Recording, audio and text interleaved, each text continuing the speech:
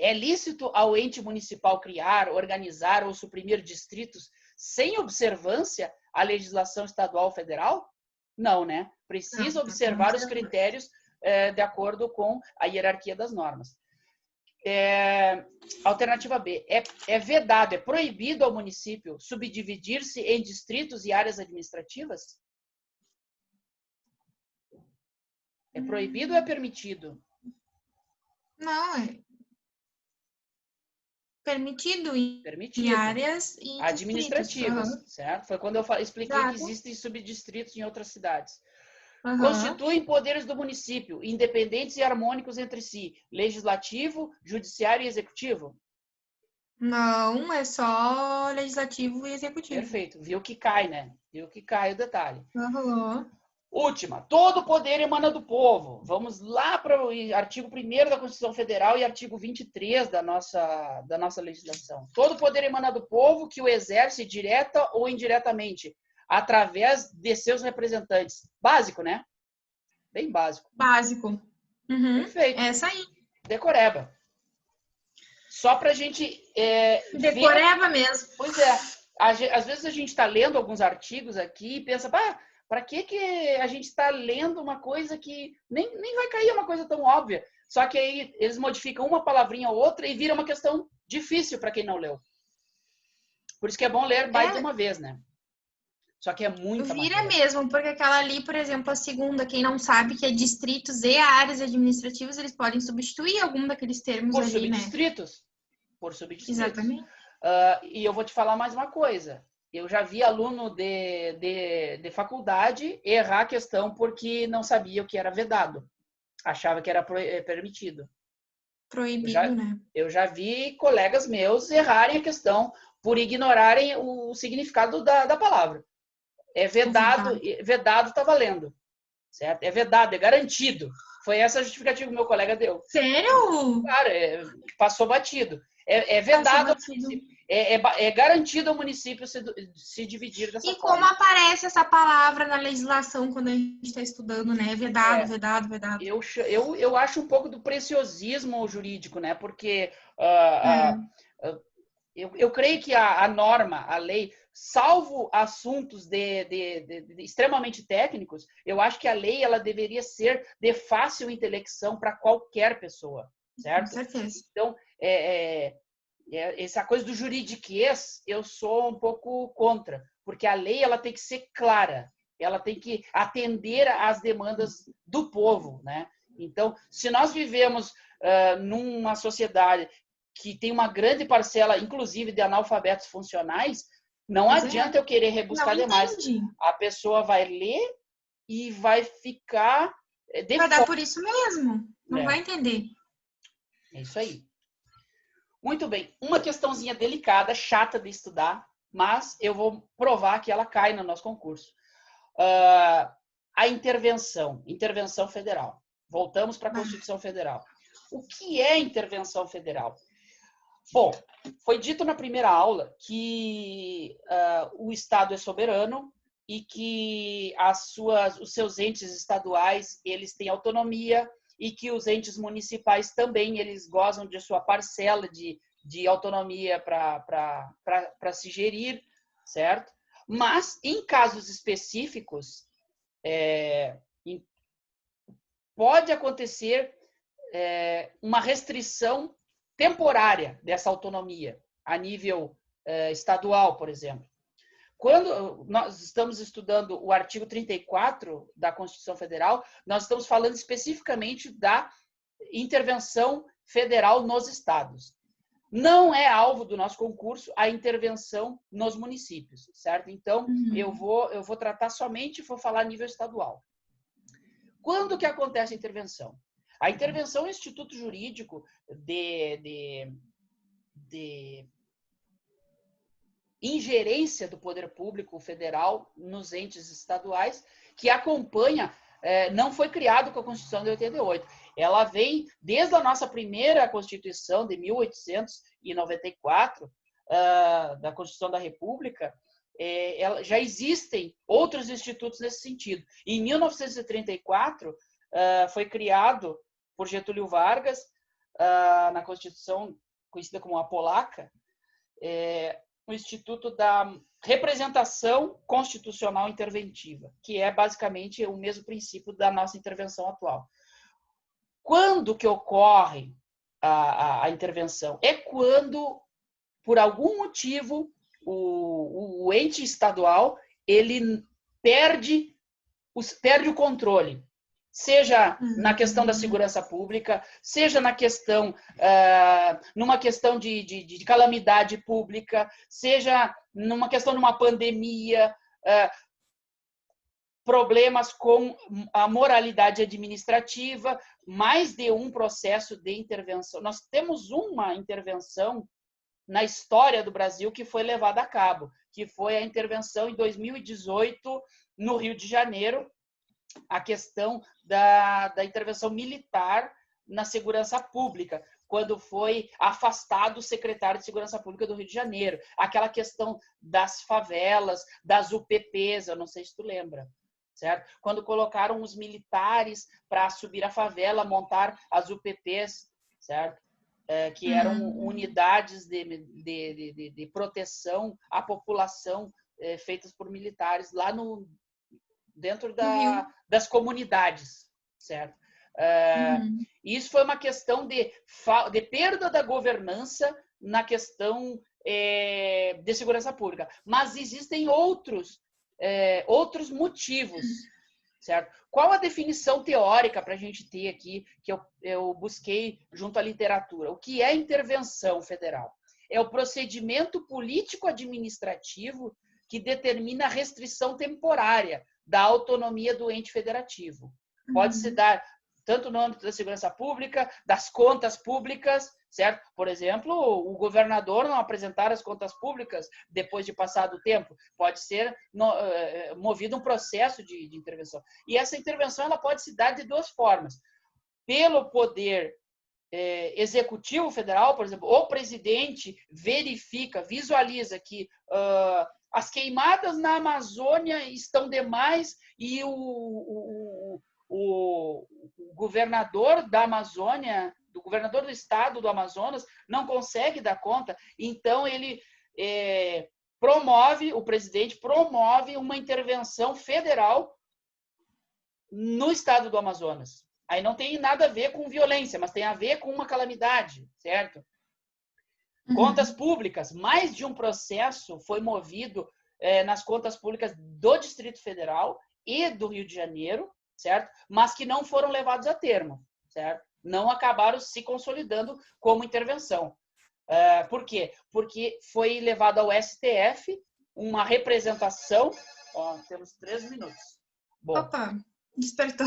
Passou ligeiro, né? Passou rápido o nosso tempo. Muito rápido, né? Bom, então, o que move isso aí? Diversos motivos, certo?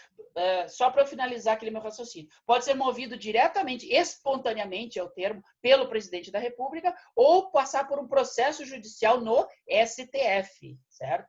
Os que foram ao STF mesmo? Supremo Tribunal Federal. Ah, tá. Tá? Então, algum ente interessado move uma ação, uma representação interventiva que vai ser julgada pelo STF e depois tem que ser sancionada pelo presidente da República. Ou o próprio presidente da República toma a iniciativa e exara um decreto de intervenção, como foi o que foi feito em 2018, no Rio de Janeiro. Bom, quais são os motivos que podem causar uma intervenção da União nos estados? Artigo 34. A União não intervirá nos estados, nem no Distrito Federal, exceto para manter a integridade nacional, repelir invasão estrangeira ou de uma unidade da federação em outra, certo? Por termo a grave comprometimento da ordem pública, e aí vem aquele exemplo das favelas no Rio de Janeiro, da segurança pública. No Maranhão houve também muitas manifestações, as pessoas saíram às ruas, queimaram lojas, saquearam o comércio. Nossa, no Maranhão. Não lembro disso. Se eu não estou enganado, foi em 2018 ou 2019. Eu não quero precisar aqui. Mas aconteceu, digamos assim, uma zona de guerra no Maranhão. Tenho certeza que foi entre 2018 e 2019. Quase foi aceito o pedido de intervenção. Era questão da ordem pública. Garantir o livre exercício de qualquer dos poderes nas unidades da federação.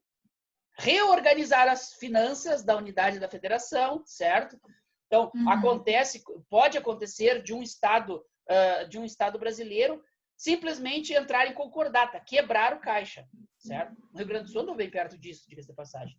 E aí, o que acontece? O governo federal assume a gestão estadual, afasta, digamos, o secretário de finanças do estado, afasta ele, coloca um interventor no lugar, ou uma equipe de interventores, gere aquele ente, aquele estado, até as contas se sanarem. E depois entrega de volta, certo?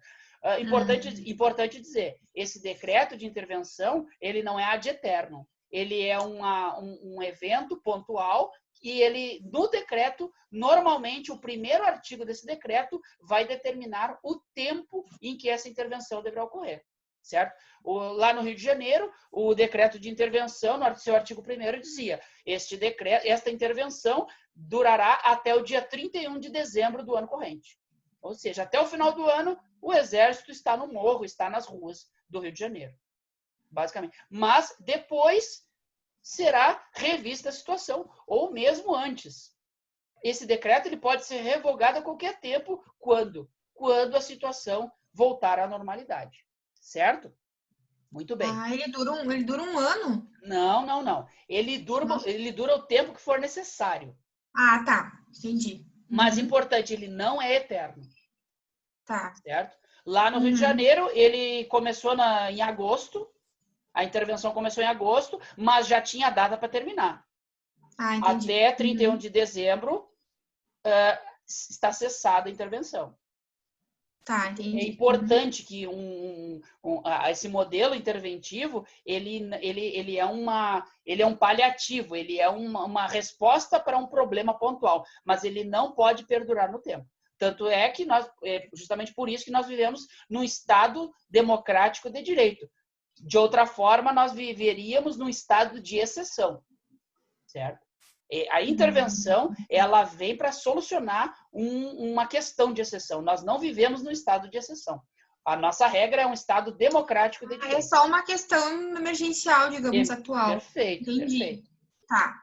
Bom, os outros casos. Então, reorganizar as finanças do Estado, prover a execução de lei federal, ordem ou decisão judicial, assegurar a observância dos seguintes princípios constitucionais: forma republicana, sistema representativo e regime democrático, direitos da pessoa humana, autonomia municipal, prestação de contas da administração pública, direta e indireta, e, por fim, aplicação do mínimo exigido da receita resultante dos impostos estaduais na manutenção e desenvolvimento do ensino e nas ações de serviços de saúde, ou seja, em casos de desregulamentação, de malversação de fundos para o ensino e para a saúde, é um motivo